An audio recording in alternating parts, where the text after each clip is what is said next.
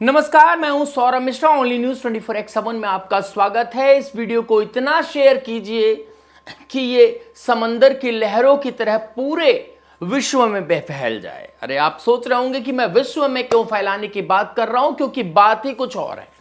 आपसे अनुरोध है, हाथ जोड़कर अनुरोध है कि आप शेयर जरूर कीजिए। खबर पर आते हैं। पूरी खबर को बड़े ध्यान से सुनिएगा। बड़े इत्मीनान से बता रहा हूं, आसानी से बता रहा हूं। दोस्तों, हमारे संविधान की जो आत्मा है वो क्या है? हमारे संविधान की आत्मा को मारने की कोशिश की जा रही है। अब आप कहेंगे कि शायद नरेंद्र मोदी उसको मारना चाहते हैं या राहुल गांधी मारना चाहते हैं, लेकिन कांग्रेस के द्वारा बनाए गए ये जो आपका कॉलेजियम है वो इसको मारना चाहता है। आपसे अनुरोध है कि एक एक मेरे शब्द पर ध्यान दें और बड़े आराम से मेरे इस वक्तव्य को सुने, इसे शेयर करें। बच्चे बच्चे तक पहुंचना जरूरी है। कम से कम इस वीडियो को 10 मिनट तक तो आपको देखना चाहिए। 10 मिनट ज्यादा नहीं होते। 10 मिनट अपनी जिंदगी का निकाल दीजिए, टाइमर लगा दीजिए। आपको देखना है, एक देशभक्ति के लिए देखना है। मैं बकवास नहीं करूंगा, मैं शुरू करता हूं। चलिए दोस्तों, बताता हूं। भारत विश्व की सबसे बड़ी लोकतंत्र है और अपनी संवैधानिक व्यवस्था के लिए जाना जाता है, जिसमें विधायिका, कार्यपालिका और न्यायपालिका के बीच शक्तियों का स्पष्ट विभाजन है। यह संतुलन हमारे संविधान की आत्मा है। यह संतुलन जो है वो हमारे जो है संविधान की आत्मा है। लेकिन उपराष्ट्रपति जगदीप धनखड़ जी ने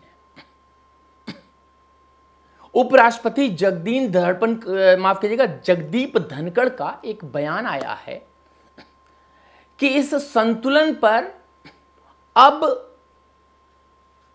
दिक्कत शुरू हो गई है। उन्होंने इस पर सवाल खड़े कर दिए। अब धनखड़ जी जब बोलते हैं तो आपको पता ही है ना, बिना कुछ हुए नहीं बोलते। उन्होंने कहा है सुप्रीम कोर्ट सुपर संसद बन रहा है।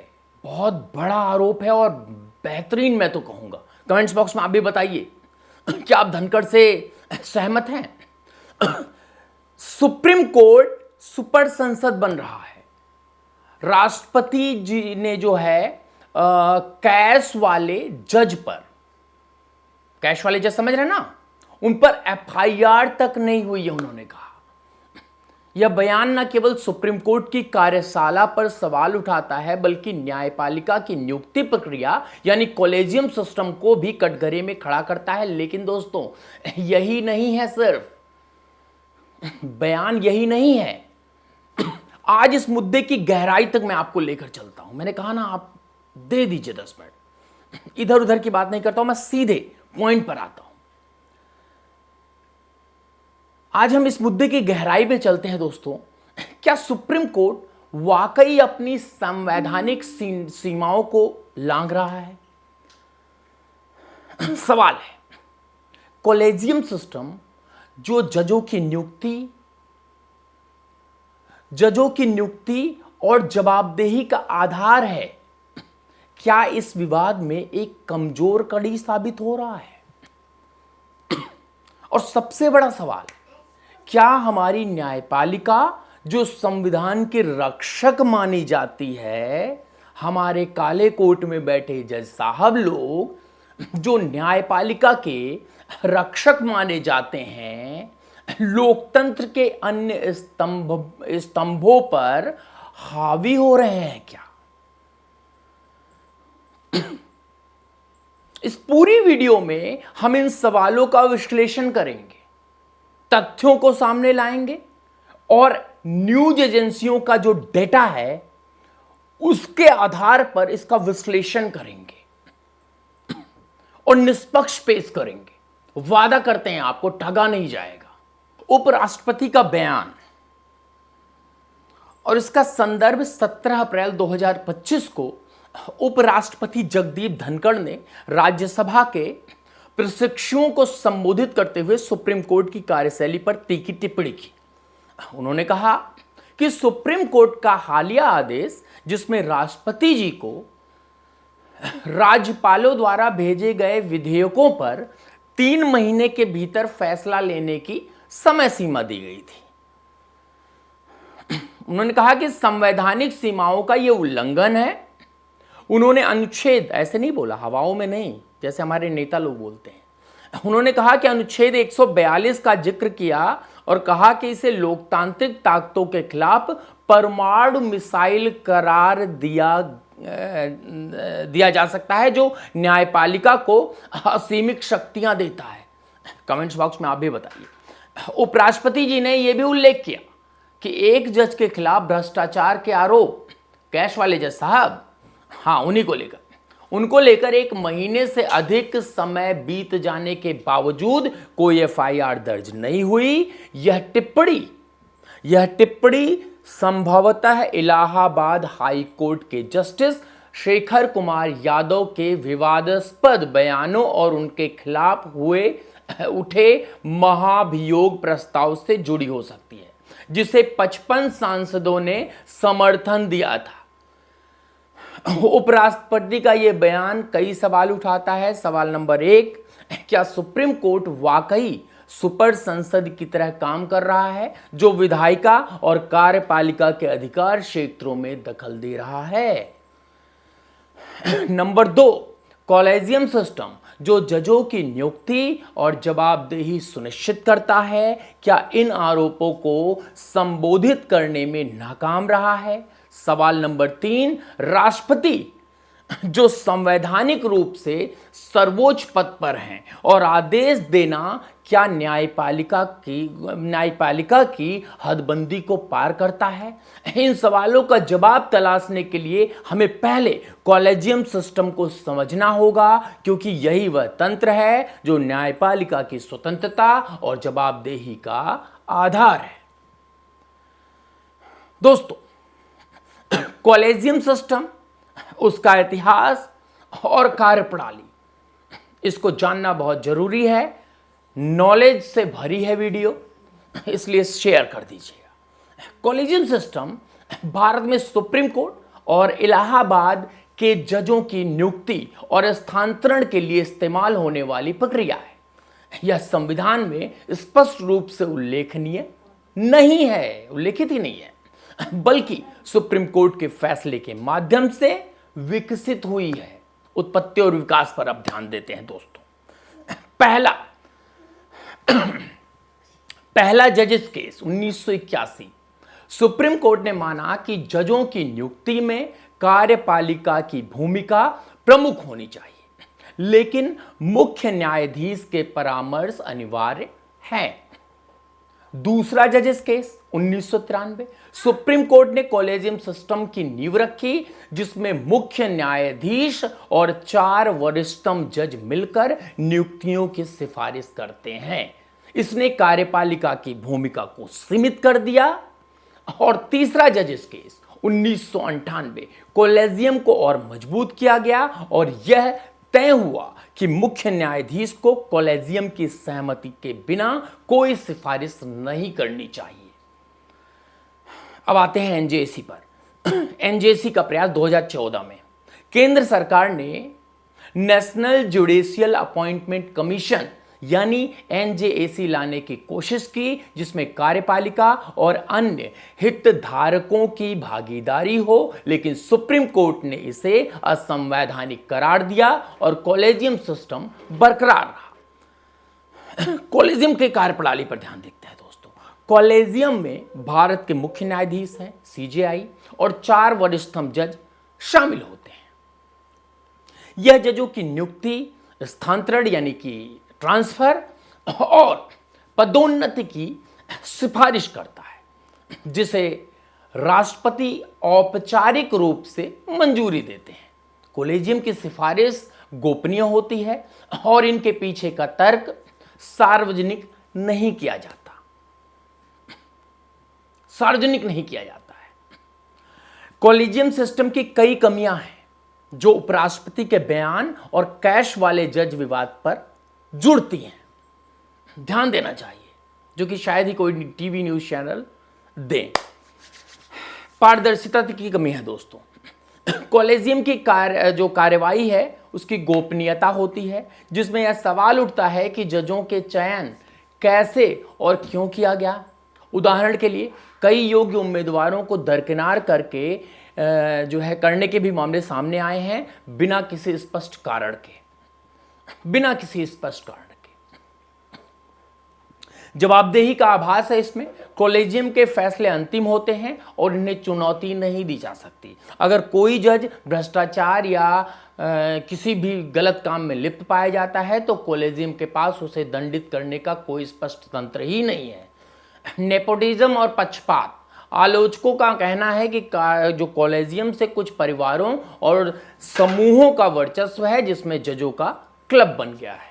कार्यपालिका के साथ टकराव भी होती रहती है। कॉलेजियम ने कई बार सरकार की सिफारिशों को खारिज किया है, जिसमें संवैधानिक तनाव पैदा हुआ है। अभी अब त्वरित प्रभाव पर अगर देखना है तो आप जो है वफ वाला फैसला देख लीजिए, इस पर किस तरह से बातें हो रही हैं। उपराष्ट्रपति का कैश वाले जज वाला बयान इस पर इशारा करता है कि कॉलेजियम सिस्टम जजों की जवाबदेही सुनिश्चित करने में नाकाम रहा है। अगर भ्रष्टाचार के गंभीर आरोपों पर भी एफआईआर दर्ज नहीं होती तो यह सिस्टम की विश्वसनीयता पर सवाल उठाता है।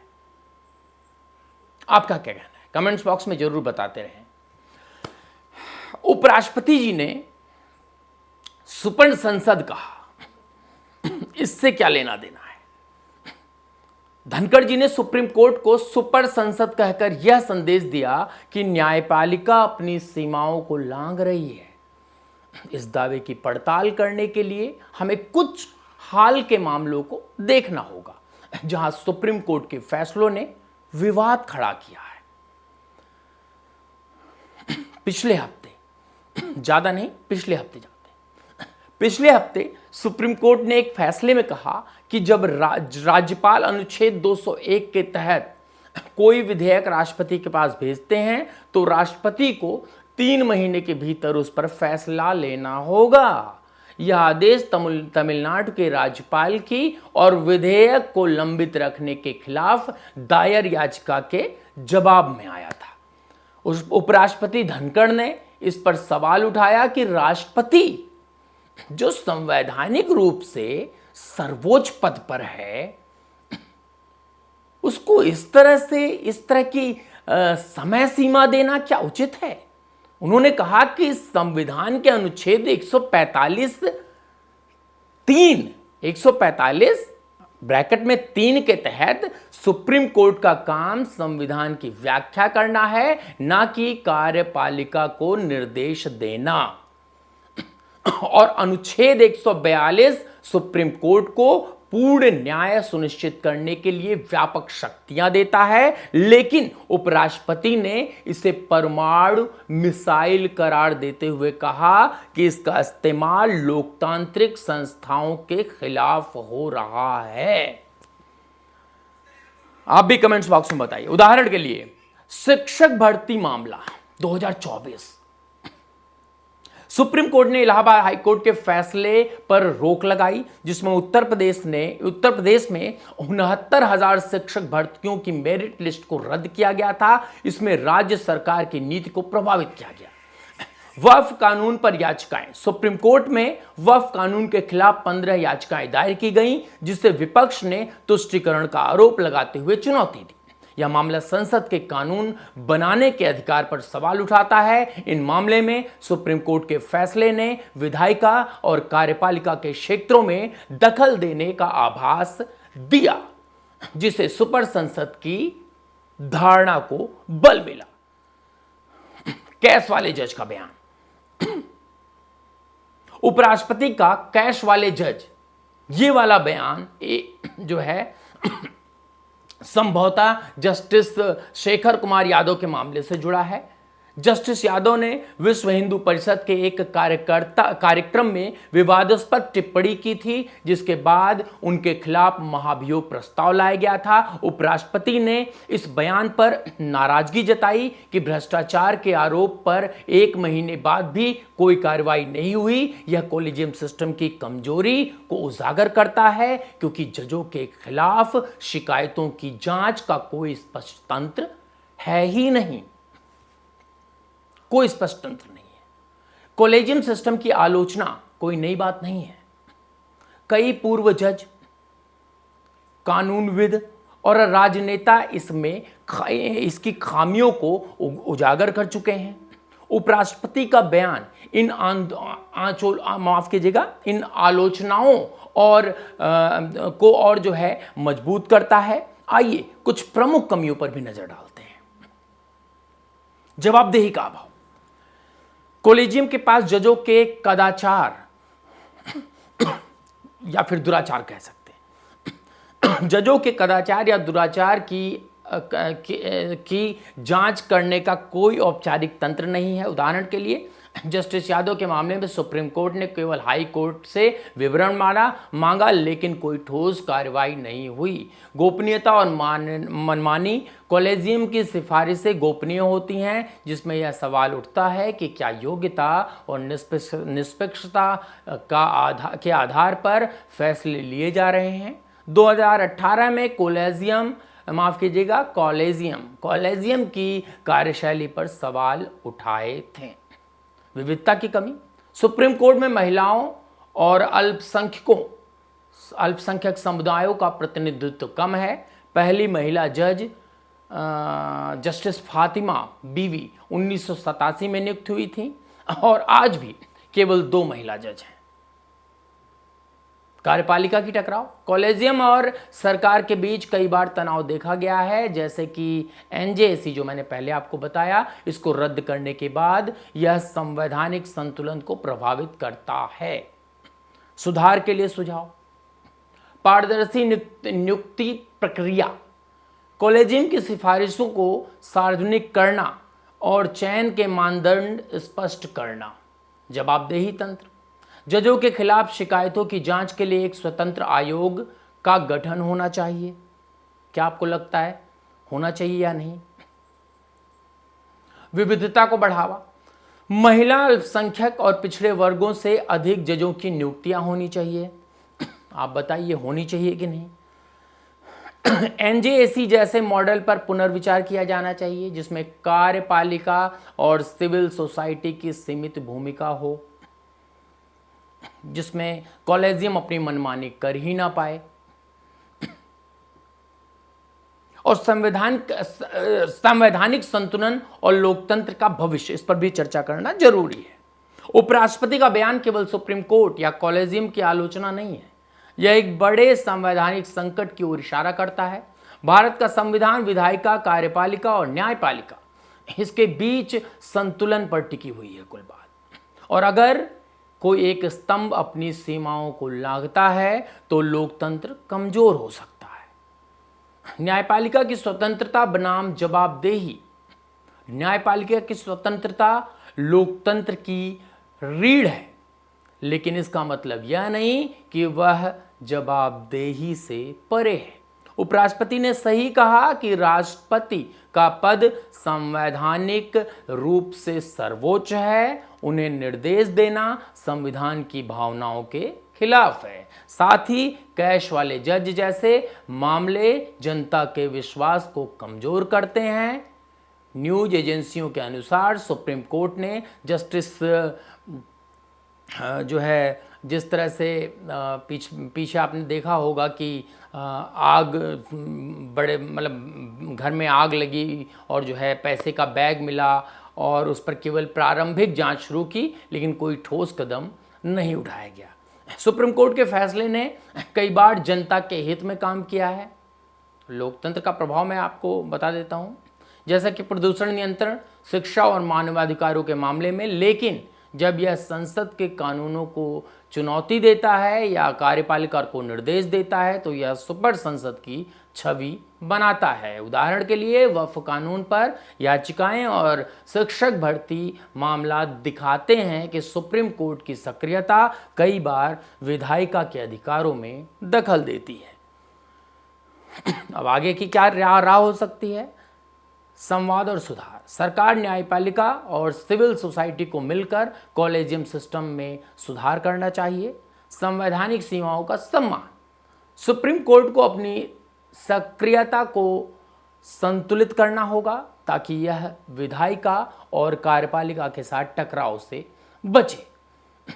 और जनता का विश्वास भी जरूरी है। भ्रष्टाचार के आरोप पर त्वरित कार्रवाई करके न्यायपालिका को अपनी विश्वसनीयता बहाल करनी होगी, नहीं तो रोज ही जजों पर सवाल उठेंगे और कॉलेजियम और जज केवल नाम के रह जाएंगे, अपनी कुर्सी तक सीमित रह जाएंगे, बाहर उनकी कोई इज्जत नहीं होगी। हो सकता है जनता सड़क पर उतर जाए और कोई जज, मैं क्या बताऊं आगे, आप समझ जाइए। अगर हम इसके निष्कर्ष पर जाते हैं तो एक नई शुरुआत की जरूरत है। उपराष्ट्रपति जगदीप धनखड़ का बयान एक चेतावनी है, न केवल सुप्रीम कोर्ट के लिए बल्कि पूरे लोकतंत्र ढांचे के लिए। सुप्रीम कोर्ट भारत के संविधान का रक्षक है, लेकिन यह सुपर संसद नहीं बन सकता। कॉलेजियम सिस्टम जो इस विवाद के केंद्र में है, इसको पारदर्शी और जवाबदेही बनाने की जरूरत है। कैश वाले जज जैसे मामले जनता के विश्वास को कमजोर करते हैं और इन पर त्वरित कार्रवाई जरूरी है। हमारा लोकतंत्र तभी मजबूत होगा जब विधायिका, कार्यपालिका और न्यायपालिका अपनी अपनी सीमाओं का सम्मान करें। यह समय है कि अब संवाद शुरू करें, सुधार लागू करें और एक ऐसी न्यायपालिका का निर्माण करें जो न केवल स्वतंत्र हो बल्कि जवाबदेही और जनता के प्रति संवेदनशील भी हो। आइए इस चुनौती को एक अवसर में बदलें और अपने लोकतंत्र को और मजबूत करें। ये विश्लेषण आपको कैसा लगा आप जरूर बताएं कमेंट्स बॉक्स में। और हाँ, हमारे नंबर 9717458653 पर आप हमें कम से कम, क्या अमाउंट बोलूं, जितना भी आपका मन करे जरूर भेजें। और यहाँ तक वीडियो देख ली है तो तुरंत गूगल पे, पेटीएम या कोई भी यूपीआई उठाइए और हमें डोनेशन कर दीजिए। ऐसा कहना बड़ा बुरा लग रहा है, मजाक कर रहा हूँ, आपकी मर्जी। चलिए मिलते हैं किसी और वीडियो में। बहुत बहुत धन्यवाद।